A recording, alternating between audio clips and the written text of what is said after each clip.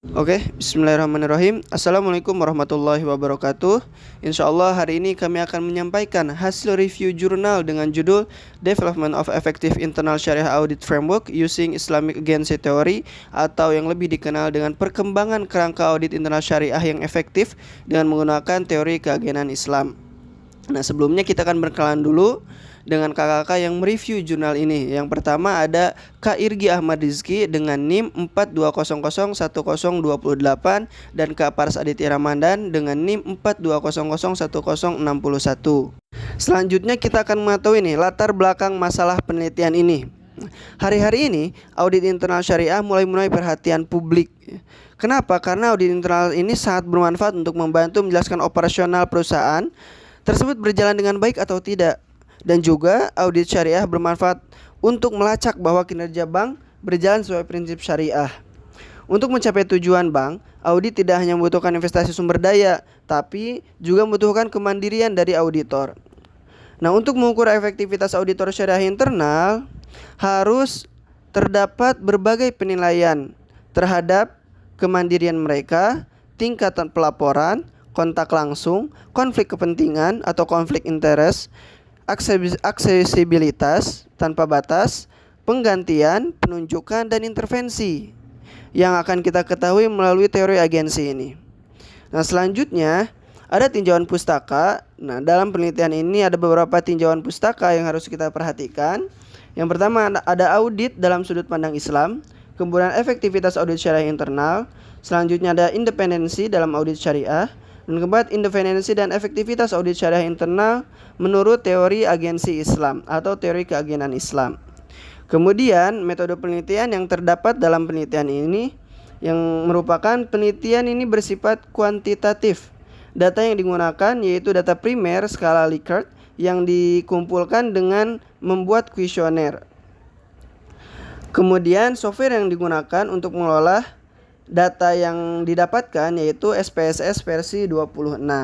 Nah, teman-teman semua, selanjutnya insya Allah untuk pemaparan akan disampaikan oleh Kak Irgi.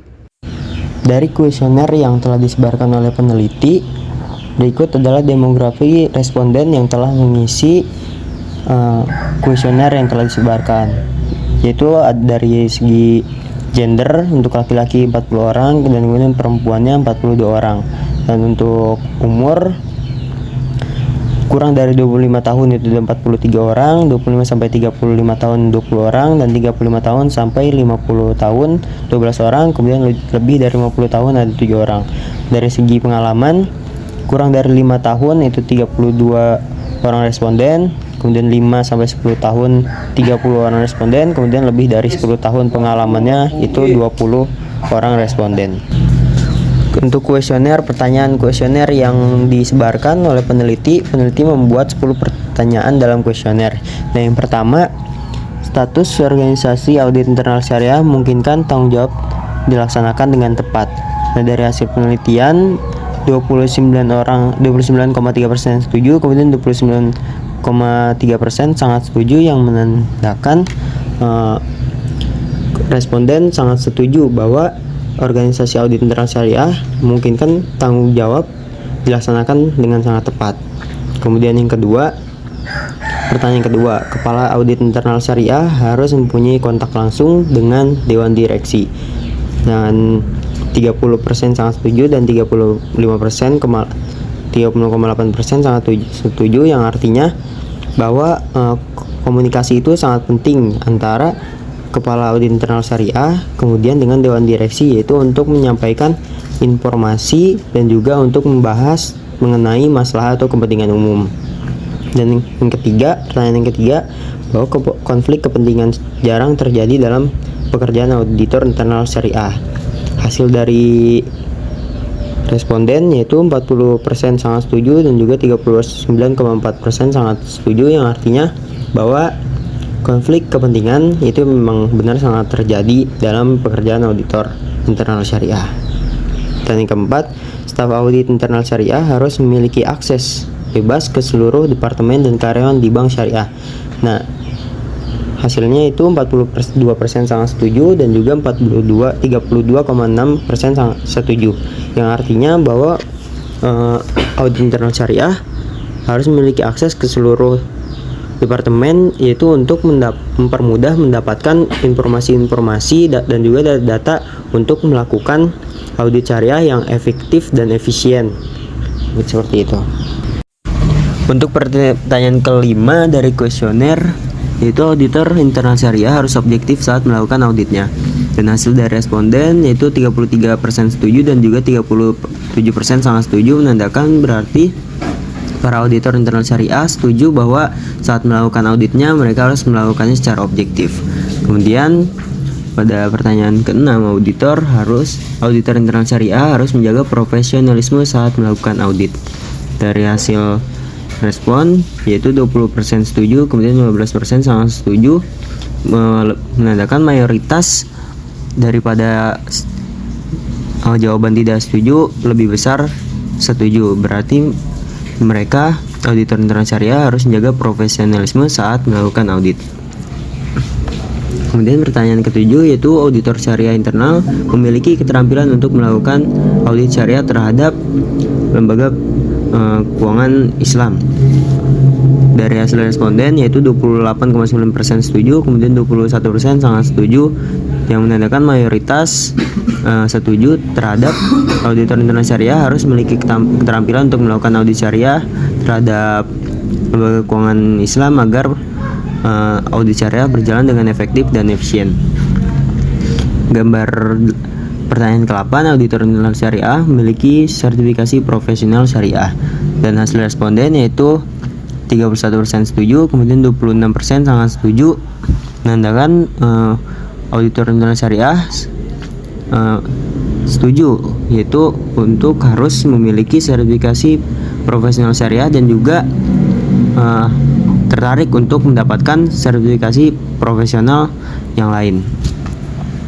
Untuk pertanyaan ke-9, auditor internal syariah mempertahankan kompetensi teknis melalui pendidikan berkelanjutan.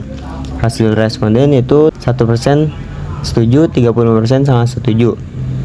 Dan dengan auditor internal syariah setuju, mereka harus melakukan pendidikan yang berkelanjutan pasca sarjana S1 misalnya, kemudian dilanjut dengan S2 untuk mempertahankan kompetensinya. Pertanyaan ke-10 yaitu auditor internal syariah harus menerapkan kecermatan profesional saat melakukan audit internal syariah. Hasil dari responden yaitu 39,8% sangat setuju, kemudian 36% setuju, berarti mayoritas auditor internal syariah setuju bahwa mereka harus menerapkan kecermatan profesional saat melakukan audit internal syariah. Hasil kesimpulan dan saran itu dengan menggunakan teori agensi Islam sebagai landasan teoritisnya, penelitian ini mengeksplorasi pengembangan kerangka kerja audit syariah internal yang efektif. Penelitian ini juga menyoroti pentingnya auditor internal syariah internal yang efektif dan independen dalam pandangan bahwa masalah agensi lebih terasa di antara bank-bank Islam daripada rekan-rekan konvensional mereka. Auditor lembaga keuangan Islam harus diberikan lebih banyak kemandirian untuk mencapai tingkat kinerja yang serupa. Penelitian-penelitian yang ada telah menghubungkan efektivitas audit syariah internal dengan kemandirian auditor. Berdasarkan hasil analisis, penelitian ini memberikan pandangan baru terhadap pengembangan audit syariah internal yang efektif di antara bank-bank Islam dengan mengartikulasi kemandirian dan efektivitas melalui berbagai aspek. Penelitian ini mengusulkan bahwa teori agensi Islam dapat digunakan sebagai dasar kerangka analitis, dan kerangka ini dapat digunakan untuk menguji efek berbagai karakteristik kemandirian terhadap efektivitas audit syariah internal. Secara umum, dari sudut pandang hasil yang berkurang, seiring bertambahnya skala akan ada efektivitas yang lebih besar ketika ada tingkat kemandirian yang lebih tinggi. Namun, karena penelitian ini berfokus pada konstruk teoritis, perlu ada verifikasi empiris terhadap model konseptual yang diusulkan. Mungkin cukup sekian review jurnal yang dapat kami sampaikan. Kurang lebihnya mohon maaf. Wassalamualaikum warahmatullahi wabarakatuh.